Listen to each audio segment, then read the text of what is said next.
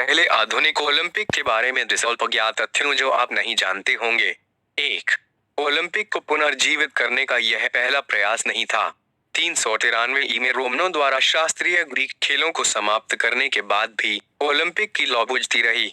अनौपचारिक ओलंपिक उत्सव 1600 के दशक की शुरुआत में हुए और 19वीं शताब्दी में स्वीडन में चेक्स ओलंपिक, स्कैंडिनेव्स और ग्रीस में ज़पा ओलंपिक सहित कई स्थानीय पुनरुद्धार हुए। इस बीच इंग्लैंड में विलियम पेनी ब्रूक्स नाम के एक डॉक्टर ने वार्षिक वेनलॉक ओलंपियन खेलों की शुरुआत की, जिसने देश भर के एथलीटों को आकर्षित किया। नवोदित ओलंपिक आंदोलन अंततः 1890 के दशक में पीरे डी कॉबर्टिन के तहत एक फ्रांसीसी बैरन के तहत मिला, जिसने हर 4 साल में एक अलग शहर में होने वाली एक अंतर्राष्ट्रीय एथलेटिक प्रतियोगिता के लिए समर्थन इकट्ठा किया। 1894 में पेरिस में एक बैठक के दौरान उन्होंने और ओलंपिक कांग्रेस के कई दर्जन अन्य सदस्यों ने एथेंस में उद्घाटन खेलों की मेजबानी के लिए मतदान किया। 1896 खेलों के कुछ अमेरिकी एथलीटों की तस्वीर। 2. अधिकांश देशों ने आधिकारिक ओलंपिक टीमें नहीं भेजी। पीरे डी कॉबर्टिन और नवगठित अंतर्राष्ट्रीय ओलंपिक समिति के सर्वोत्तम प्रयासों के बावजूद 1896 के खेल ग्रीस के बाहर बहुत कम धूमधाम से मिले। अधिकांश काउंटियों ने आधिकारिक प्रतिनिधियों को भेजने की जहमत नहीं उठाई और पेशेवर एथलीटों पर प्रतिबंध ने दुनिया के कई शीर्ष खिलाड़ियों को भाग लेने से रोक दिया। उदाहरण के लिए यूएस टीम में 13 कॉलेज और शौकिया एथलीट शामिल थे, जिन्होंने अपने समय पर एथेंस की यात्रा की। वास्तव में हमने खुद को चुना, टीम के सदस्य थॉमस कर्टिस ने बाद में लिखा। कई अन्य प्रतियोगी स्थानीय यूनानी या यहाँ तक कि छुट्टी मनाने वाले भी थे, जिन्होंने प्रतियोगिता में भाग लिया और साइन अप करने का निर्णय लिया। इन आकस्मिक ओलंपियनों में सबसे प्रसिद्ध जॉन पायस बोलैंड थे, जो एक आयरिश व्यक्ति थे, जिन्होंने एक दर्शक के रूप में खेलों की यात्रा की और एक दोस्त द्वारा उन्हें टेनिस प्रतियोगिता के लिए पंजीकृत करने के बाद भाग लेना समाप्त कर दिया। बोलैंड को एक रैकेट को खंगालना पड़ा और चमड़े के तलवे वाले जूतों में कोर्ट तक ले जाना पड़ा, लेकिन उन्होंने एकल और युगल दोनों टूर्नामेंटों में जीत का दावा किया। 3. खुले समुद्र में तैराकी के कार्यक्रम आयोजित किए गए। एथेंस ओलंपिक में नॉटिकल गेम्स में पास्केजिया की खाड़ी में आयोजित 4 कार्यक्रम शामिल थे। प्रतियोगियों को एक लकड़ी के बेड़ा से बाहर निकाला गया और वहां से वे लेन मार्कर के रूप में तैरते, खोखले आउट कद्दू की एक स्ट्रिंग का उपयोग करके किनारे की ओर दौड़े। स्विमिंग पूल के आराम के लिए इस्तेमाल किए जाने वाले एथलीटों के लिए खाड़ी के 30 फुट समुद्र और ठंडे 9 डिग्री पानी ने कई दौड़ को तत्वों के खिलाफ लड़ाई में बदल दिया। अमेरिकी गार्डनर विलियम्स कथित तौर पर ठंडे पानी में थोड़ी देर डुबकी लगाने के बाद 100 मीटर से बाहर झुक गए और हंगरी के विजेता अल्फ्रेड हाजोस ने बाद में 1500 मीटर के दौरान ठंड से बचने के लिए अपने शरीर पर ग्रीस लगा दिया। मेरी जीने की इच्छा ने जीतने की मेरी इच्छा पर पूरी तरह से काबू पा लिया, उन्होंने बाद में हाइपोथर्मिक परीक्षा के बारे में कहा। मैंने एक शक्तिशाली दृढ़ संकल्प के साथ पानी में कटौती की और केवल तभी शांत हो गया जब नावें मेरी दिशा में वापस आ गईं और संघर्ष में हार मानने वाले स्तब्ध प्रतिस्पर्धियों को बाहर निकालना शुरू कर दिया। 1896 के ओलंपिक स्पर्धाओं में चैंपियन को दिया गया रजत पदक। 4. विजेताओं को स्वर्ण पदक नहीं मिले। सेंट लुइस में 1904 के खेलों तक स्वर्ण, रजत और कांस्य पदक देने की ओलंपिक परंपरा शुरू नहीं हुई थी। 1896 के खेलों में विजेताओं को इसके बजाय रजत पदक, प्रमाण पत्र और जैतून की शाखाओं के साथ प्रस्तुत किया गया, जबकि उपविजेता को कांस्य पदक और लॉरेल शाखाएं मिलीं। इस बीच तीसरे स्थान के बदकिस्मत रहने वालों को कुछ नहीं मिला। 5. खेलों में ग्रीक नौसेना के नाविकों के लिए एक तैराकी कार्यक्रम था।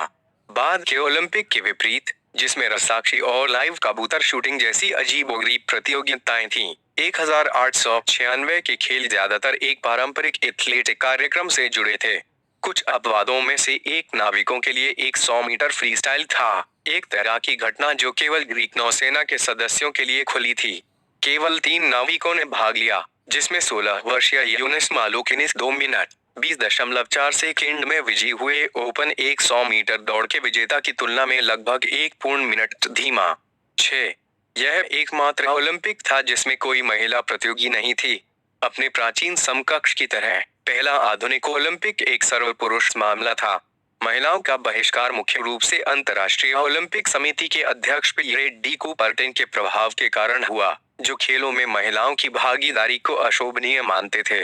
जबकि महिलाएं बाद में 1900 के पेरिस खेलों में गोल्फ और टेनिस स्पर्धाओं में अपनी शुरुआत करेंगी। क्यूबर्टन ने अपने करियर के बाकी हिस्सों में महिला ओलंपियनों का कड़ा विरोध किया, एक बार यह लिखते हुए कि खेल पुरुष से एथलेटिक्सवाद का गंभीर और आवधिक उत्थान होना चाहिए। आधार के रूप में अंतर्राष्ट्रीयतावाद के साथ एक साधन के रूप में वफादारी, इसकी स्थापना के लिए कला और पुरस्कार के रूप में महिला तालियां। डिस्कस में ओलंपिक चैंपियन रॉबर्ट गैरेट। 7 एक अमेरिकी एथलीट ने डिस्कस जीता, इसके बावजूद कि उसने पहले कभी डिस्कस नहीं फेंका। कुछ ओलंपिक अपसेट 1896 के डिस्कस थ्रो में शॉर्ट पुटर रॉबर्ट गैरेट की जीत की तुलना करते हैं। 1800 के उत्तरार्ध में डिस्कस अमेरिकी एथलेटिक्स का हिस्सा नहीं था, इसलिए एथेंस जाने से पहले गैरेट ने प्राचीन ग्रीक कला से छवियों का अध्ययन किया और खरोंच से एक बनाने का प्रयास किया। उनके प्रोटोटाइप डिस्कस ने तराजू को 25 पाउंड पर इत्तला दे दी, 5 पाउंड से कम के विनियमन वजन से कहीं अधिक भारी, और इसे फेंकने के लिए संघर्ष करने के बाद उन्होंने खेलों में प्रतियोगिता में भाग लेने की उम्मीद छोड़ दी। यह तब तक नहीं था जब तक गैरेट एथेंस में नहीं पहुंचे कि उन्होंने एक लाइटर रेगुलेशन डिस्कस पर ठोकर खाई और आखिरकार प्रतियोगिता में प्रवेश करने का फैसला किया। उन्होंने अपने पहले जोड़े को फेंका, लेकिन अंततः डिस्कस को 95 फीट से अधिक ऊंचा कर दिया, जो कि ग्रीक पसंदीदा पैनागियोटिस परस के वोपोलोस को सर्वश्रेष्ठ बनाने के लिए पर्याप्त था। यह ग्रीस के लिए एक त्रासदी थी। गैरेट की टीम के साथी थॉमस कर्टिस ने बाद में चुटकी ली, लेकिन हमारे लिए उच्च कॉमेडी अमेरिकी ओलंपियन 1896 के खेलों में ट्रैक और फील्ड स्पर्धाओं पर हावी रहेंगे। 12 में से 9 आयोजनों में जैतून शाखा का दावा करेंगे। 8 जिम्नास्टिक प्रतियोगिता में एक 10 वर्षीय बच्चे ने भाग लिया। एथेंस खेलों में अब तक का सबसे कम उम्र का एथलीट दिमित्रियोस लाउंड्रास था, जो एक ग्रीक था जिसने सिर्फ 10 साल 218 दिनों की उम्र में टीम के समानांतर बार इवेंट में हिस्सा लिया था। पिंड के आकार के जिम्नास्ट ने कैसा प्रदर्शन किया, इसका कोई समकालीन विवरण नहीं है, लेकिन उनकी टीम तीसरे स्थान पर रही, जो उन्हें कांस्य पदक विजेता के रूप में रिकॉर्ड बुक में रखने के लिए पर्याप्त थी। आज तक लुंड्रास ओलंपिक इतिहास में सबसे कम उम्र के प्रतियोगी बने हुए हैं। ओलंपिक खेल 1896 100 मीटर की दौड़। 9 मैराथन का आविष्कार 1896 खेलों के लिए किया गया था। एक चतुर्भुज ओलंपिक की परंपरा को फिर से शुरू करने के साथ साथ 1896 के खेलों ने पहली संगठित मैराथन का भी निर्माण किया। धीरज की दौड़ पे ग्रेट डी कॉबर्टन के मित्र मिशेल ब्रेल के दिमाग की उपज थी, जो एक ग्रीक सैनिक की कथा से प्रेरित था, जो 490 ईसा पूर्व का शब्द देने के लिए मैराथन के मैदान से एथेंस तक दौड़ा था। फारसियों पर विजय। उद्घाटन प्रतियोगिता आज के मैराथन से छोटी थी, 26.2 की तुलना में 25 मील से थोड़ा कम, लेकिन यह कम भीषण साबित नहीं हुआ। मोटे तौर पर आधे प्रतियोगियों को थकावट से बाहर निकलने के लिए मजबूर किया गया था और दौड़ के भाग के लिए घोड़े की गाड़ी में सवारी करने के बाद दूसरे को अयोग्य घोषित कर दिया गया था। अप्रत्याशित विजेता स्पिरिडॉन लुइस था, जो एक अस्पष्ट ग्रीक ग्रामीण था जिसने एक स्थिर गति से पाठ्यक्रम का सामना किया, यहाँ तक कि एक अंडा खाने और एक गिलास शराब पीने के लिए आधे रास्ते को रोक दिया। जब वह स्टेडियम में डगमगाया तो उसका स्वागत हेलेन उत्साही ग्रीक दर्शकों से। ग्रीस के शाही राजकुमार भी उसके साथ दौड़े जब उसने फिनिश लाइन पार की। लुई को इतिहास की पहली मैराथन जीतने के लिए राष्ट्रीय स्टारडम के लिए प्रेरित किया गया था, लेकिन वे ओलंपिक जीत के बाद अपने गांव लौट आए और फिर कभी प्रतिस्पर्धी दौड़ नहीं लगाई। 10 एथेंस को ओलंपिक का स्थायी घर बनाने के लिए आह्वान किया गया। एथेंस खेलों के अंत के निकट एक भोज के दौरान ग्रीक राजा ने प्रतियोगिता को एक उत्साहजनक सफलता के रूप में सराहा और सुझाव दिया कि ग्रीस ओलंपिक खेलों का स्थायी और स्थिर घर बन जाए। कई एथलीटों ने योजना का समर्थन किया। यूएस टीम ने एक बयान जारी किया कि ग्रीक मिट्टी से खेलों को कभी नहीं हटाया जाना चाहिए लेकिन संस्थापक ग्रेट डी कॉबर्टन में से कोई भी नहीं होगा। वह ओलंपिक को एक अंतर्राष्ट्रीय प्रतियोगिता बनाने के लिए बेताब था और उसे संदेह था कि पैसे की तंगी वाली ग्रीक सरकार लगातार इसकी मेजबानी करने में सक्षम होगी। कॉबर्टन और उनके समर्थकों ने अंततः एक विचित्र समझौता किया, जबकि ग्रीष्मकालीन खेल अभी भी हर 4 साल में एक शहर से दूसरे शहर में चले जाएंगे। ग्रीस को प्रत्येक ओलंपियाड के बीच आयोजित होने वाली एक अलग प्रतियोगिता का स्थायी मेजबान बनाया गया था। इनमें से पहला और एकमात्र इंटरकलेटेड गेम्स बाद में 1906 में एथेंस में हुआ, लेकिन राजनीतिक उथल-पुथल ने अगले 3 प्रतियोगिताओं को रद्द कर दिया और प्रयोग को अंततः छोड़ दिया गया। यह 2004 तक नहीं था कि एथेंस ने आखिरकार फिर से ओलंपिक की मेजबानी की।